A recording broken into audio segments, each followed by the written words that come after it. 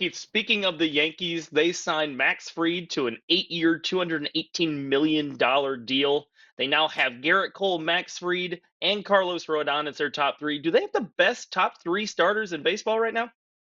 I don't think they're as good as the Phillies. I think the Phillies have the best top Okay. three, but I do think the Yankees probably have the best rotation in the American League on paper. Certainly, if all of Sure. their guys are healthy, at least to Yeah. start the year, I'd have a hard time picking a Mm, rotation that is better right now. yeah. And maybe them in Seattle. That'd probably be the competition. And that's pretty Hmm. good if you're the Yankees and even anyone is even comparing you to the Mariners rotation, you're in great position.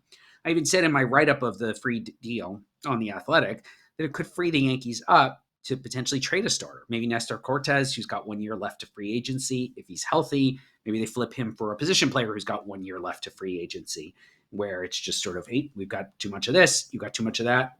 We can line up on a trade. And that's also a great position to be in, certainly. Uh, the Yankees still need to get some offensive help, but Fried is a huge help to them. Just even without the broader context of losing Soto, is he a consolation prize? I mean, yeah, he kind of is, but he's also really good and he's been really consistent. He throws a lot of innings. He has been an above average starter pretty much every year he's been healthy in his career.